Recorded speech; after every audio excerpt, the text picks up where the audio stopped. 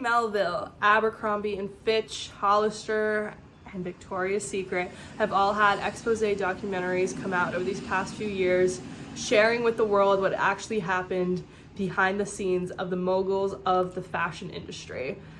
On April 9th, 2024, Brandy Melville, The Cult of Fast Fashion, was released and really summed up fairly well what was happening during the time that Brandy Melville was at its peak in America, and also what is happening to all that clothing right now, where it ends up.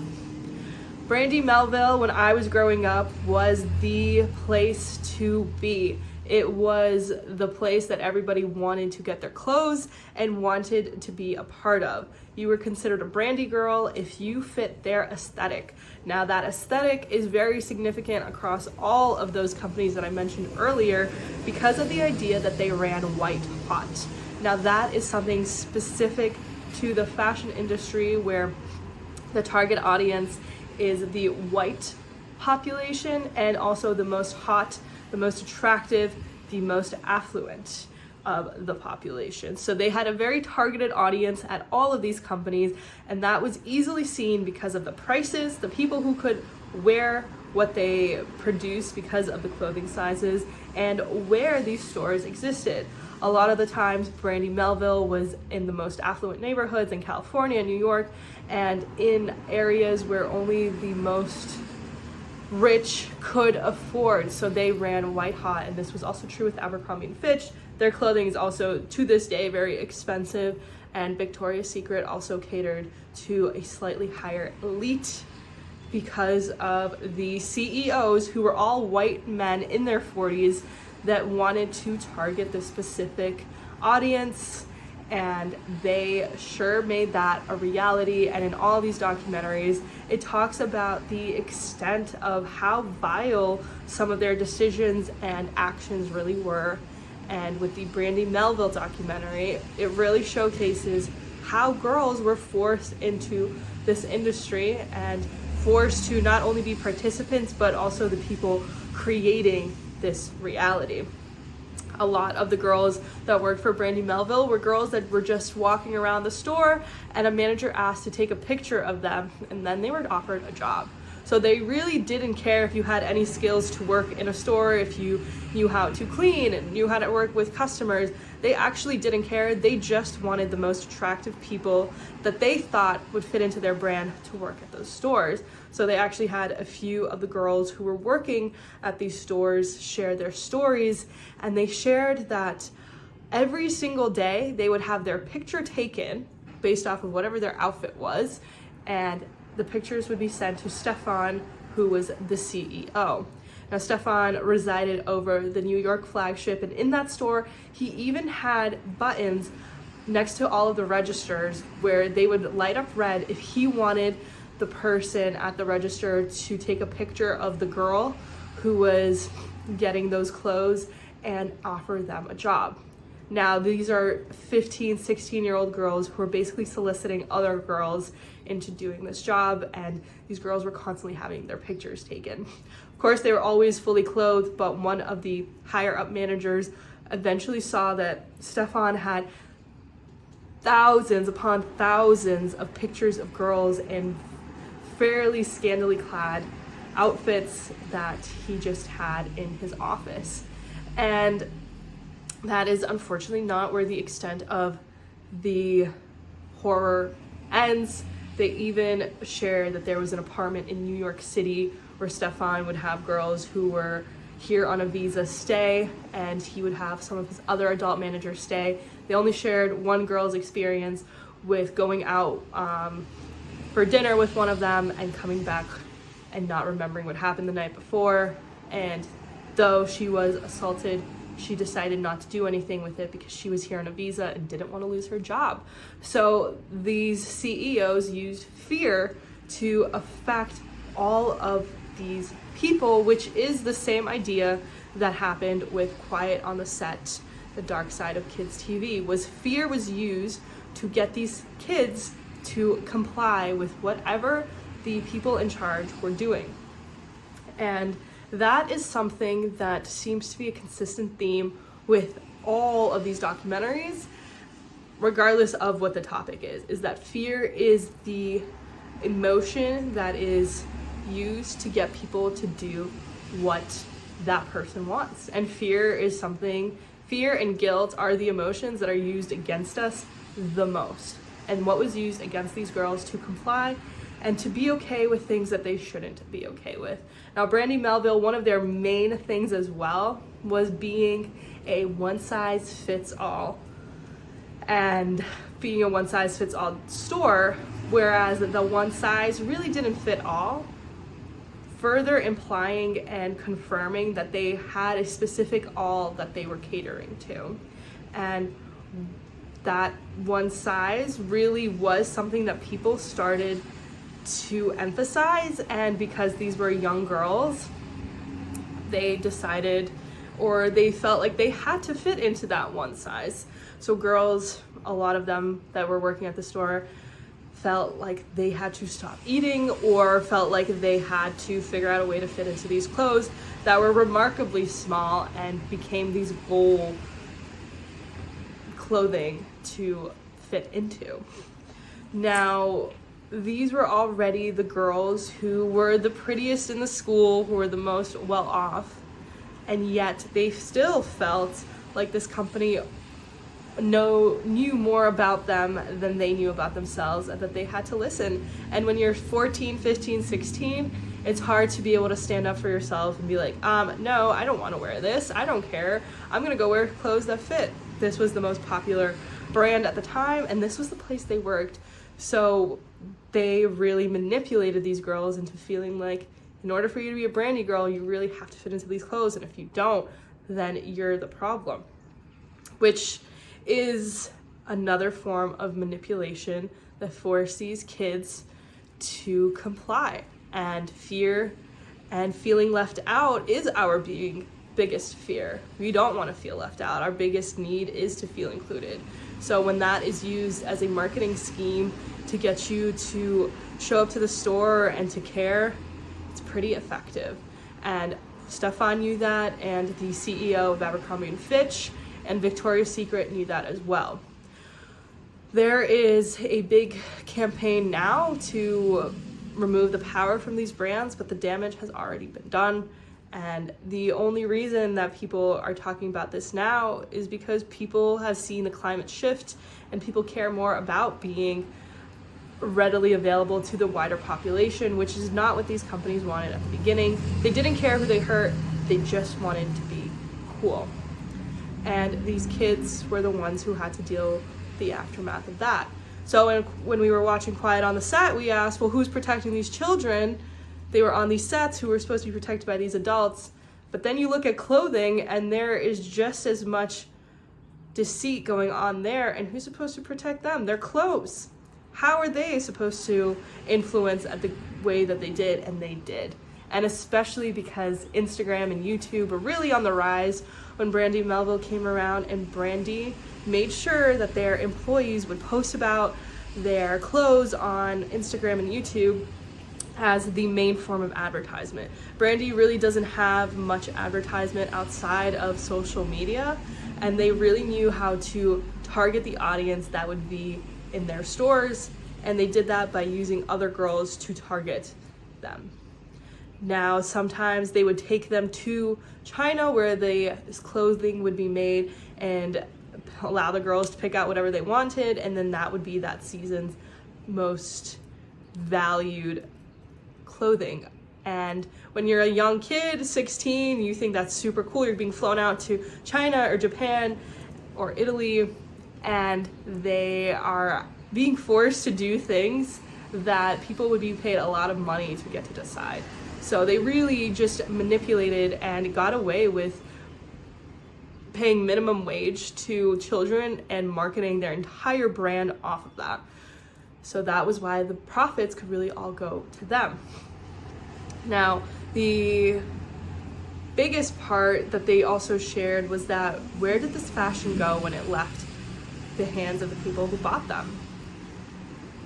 If you've ever donated clothes, you've probably seen those bins where you can throw in a bag of clothing and you think that it's going to go to some third world country and help people and create a better life for them. But they had a really powerful imagery showing that because of how much is being consumed, the market is just being flooded in these areas that are forced to take these clothes because of the deals they had to make with America and Europe to take them.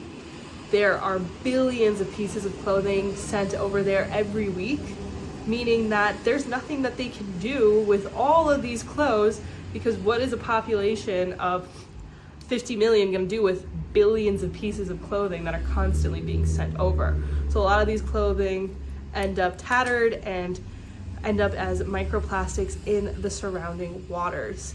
So they showed Accra, Ghana, and they had a zoomed out image where the clothing was just scattered all over the beach and the waves were lapping the clothing into the ocean and destroying the pieces of clothing alongside with it. So the people who are forced to take these clothes after we've had our fun and posted our pictures are really feeling the effects of what it means to have this type of consumerism.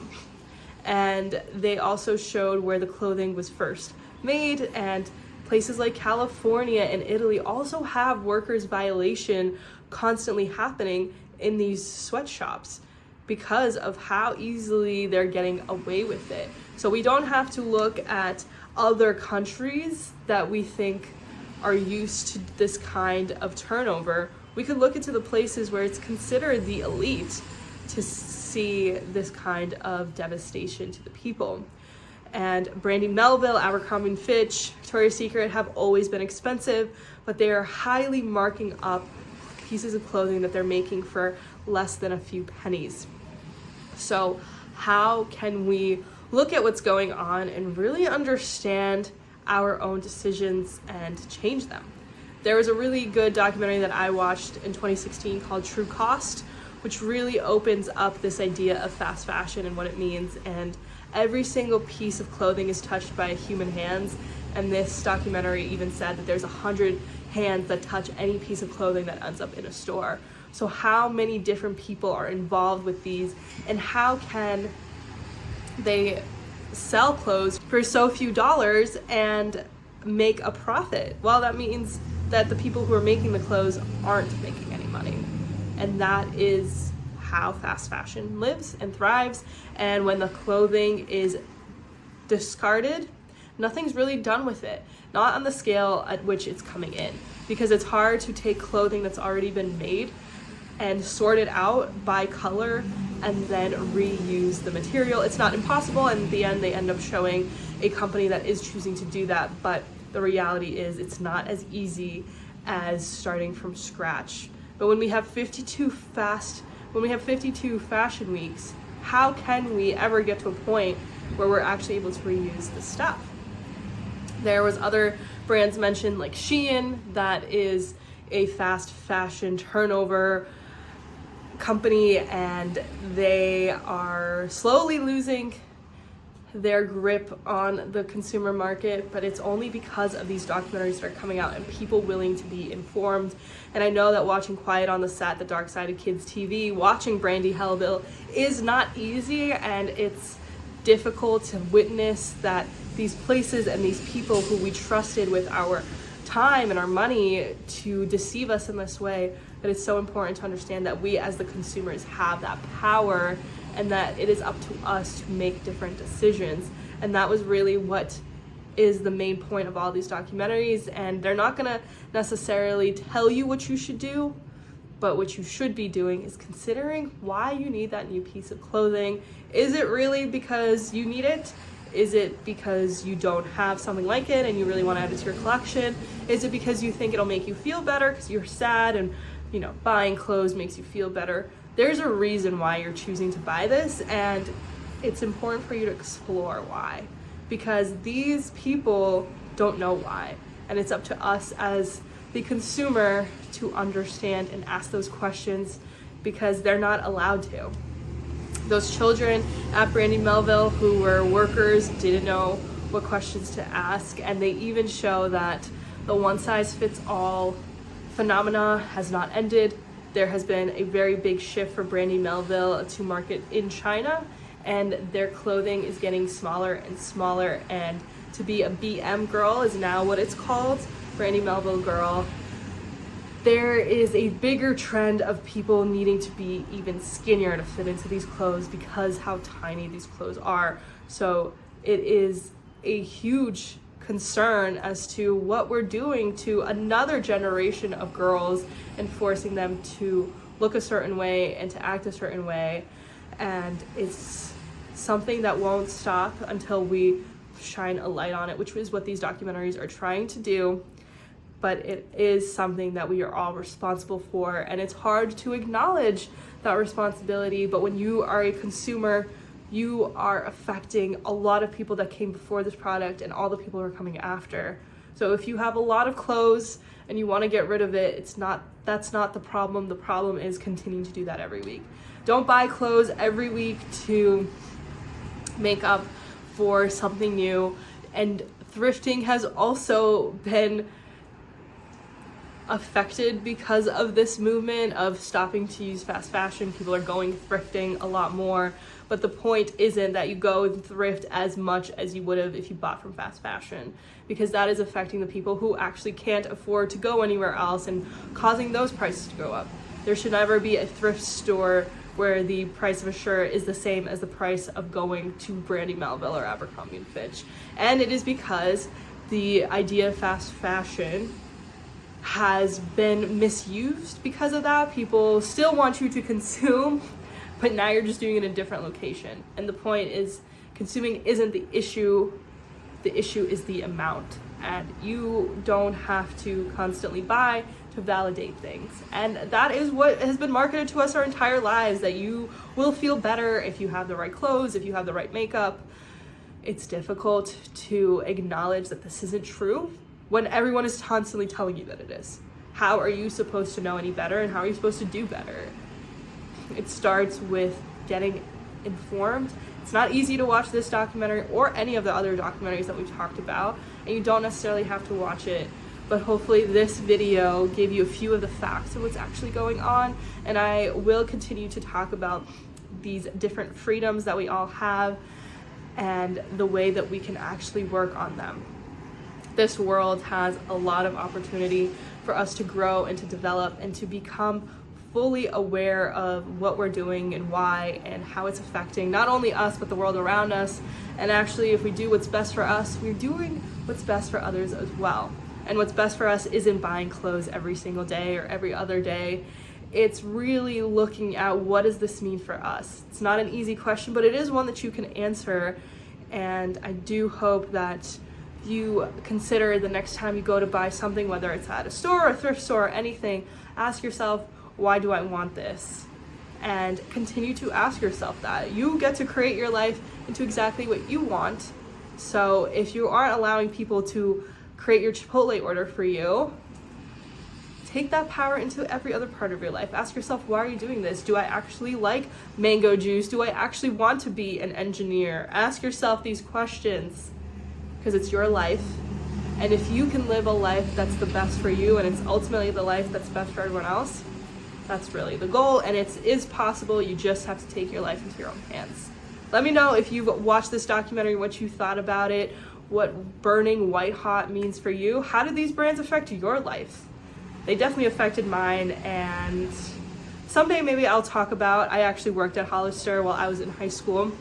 It's an interesting time. But yeah, if you want to know about that, I probably share a video when I talk about fast fashion again. But let me know.